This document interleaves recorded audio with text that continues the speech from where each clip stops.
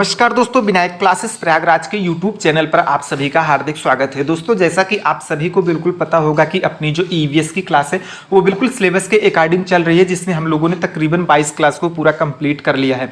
आज आपका 23वें नंबर का क्लास है और बहुत ही इंपॉर्टेंट क्लास है, क्योंकि यहाँ पर हमने उन टॉपिक को शामिल किया है जो कि आपके सीटेट एग्जाम में बार बार यहाँ से क्वेश्चन बन जाते हैं।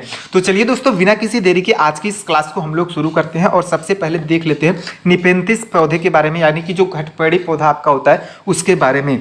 दोस्तों, यहाँ पर अगर हम लोग घटपेड़ी पौधे के संदर्भ में नंबर 1 पर बात करें तो देख सकते हैं ये सबसे इंपॉर्टेंट लाइन है कि निपेंथिस एक प्रकार का शिकारी पौधा होता है, यानी कि ये दोस्तों अपना भोजन जो है वो शिकार के माध्यम से करता है, यानी कि शिकार करके अपना भोजन करता है, जो ऑस्ट्रेलिया व इंडोनेशिया सहित भारत के मेघालय राज्य में पाया जाता है।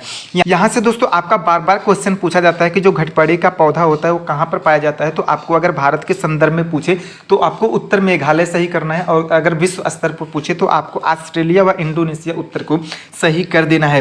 वहीं पर दोस्तों नंबर 2 पर बात करें तो देख सकते हैं कि इस पौधे का आकार जो है वो लंबे घड़े के जैसा होता है, इस कारण इसे हम घटपेड़ी पौधा कहते हैं। इसका यानी कि दोस्तों इस पौधे का जो आकार होता है वो घड़े की तरह होता है, जिस कारण से इसका नाम जो है वो घटपेड़ी पड़ा है। ये दोस्तों किन कीड़े मकोड़ों का शिकार करता है उसके संदर्भ में अगर बात करें तो देख सकते हैं कि ये पौधे जो है वो चूहे, मेढक, कीड़े मकोड़े व छोटे जीवों का बहुत ही चतुराई के साथ शिकार करते हैं। कैसे शिकार करते हैं उन सब पर भी हम बिल्कुल विस्तृत तरीके से चर्चा करने वाले हैं।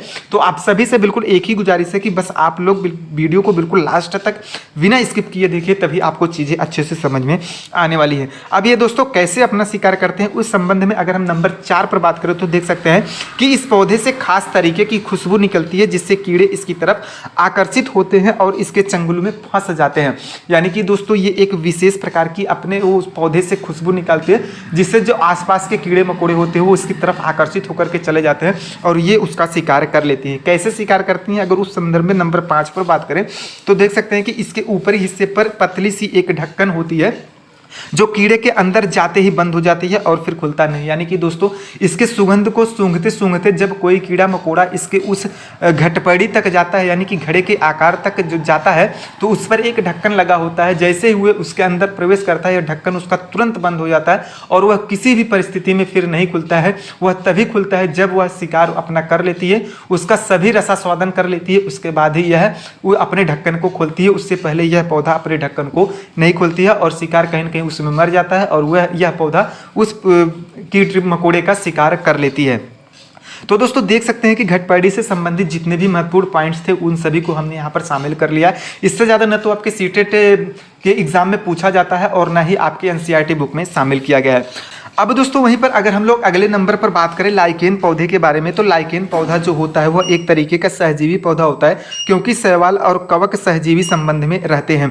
अब दोस्तों यहीं पर अगर हम लोग नंबर 2 पर बात करें तो आपको सारी चीज़ें बिल्कुल क्लियर हो जाएंगी कि जो शैवाल और कवक होते हैं वो अपने पोषण के तरीकों को लेकर के भिन्न है, क्योंकि शैवाल जो है स्वपोषी होते हैं। यानी कि दोस्तों जो शैवाल होते हैं वो अपना भोजन स्वयं बनाते हैं, अर्थात इसमें देख सकते हैं कि क्लोरोफिल यानी कि हरित लवक होता है, जिस कारण से ये अपना भोजन स्वयं प्रकाश संश्लेषण की क्रिया के द्वारा बनाते हैं। जबकि कवक जो होते हैं वो विषमपोषी होते हैं। विषमपोषी का अर्थ होता है कि अपने भोजन के लिए दूसरों पर आश्रित होते हैं, इसलिए वह अपने पोषक तत्वों की आवश्यकता के लिए दूसरों पर निर्भर होते हैं।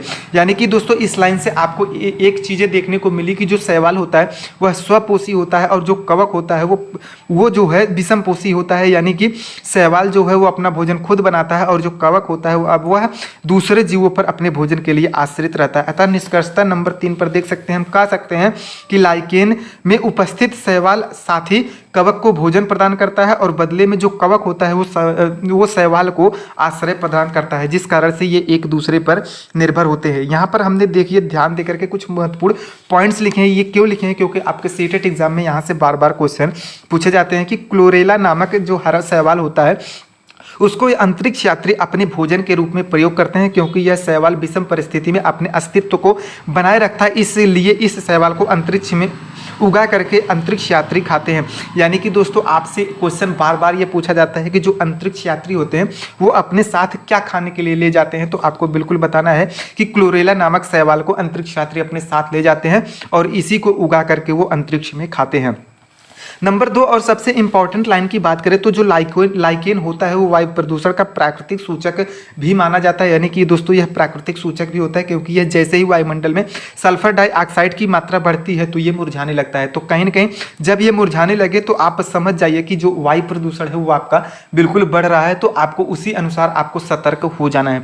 आई होप दोस्तों, उम्मीद करते हैं कि आपको जितने भी पॉइंट्स यहाँ पे हमने बताए हैं वो सभी बिल्कुल आप नोट डाउन कर लिए होंगे और चीज़ें आप अच्छे से समझ गए होंगे। इससे ज़्यादा न तो आपका इस सेक्शन से क्वेश्चन बनेगा, ना ही आपका एनसीईआरटी बुक में शामिल किया गया और ना ही आपके सीटेट एग्जाम में पूछे जाने की संभावना है। तो यहाँ पर मैंने जितने भी पॉइंट्स आपको बताए हैं सिर्फ आप उन्हीं को नोट करके चलिए, इस सेक्शन से आपके कोई भी क्वेश्चन गलत होने वाले नहीं है।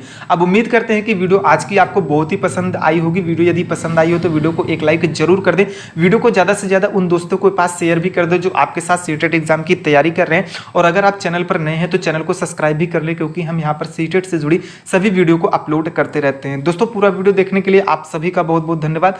मिलते हैं एक नए वीडियो में एक नए टॉपिक के साथ, तब तक के लिए नमस्कार।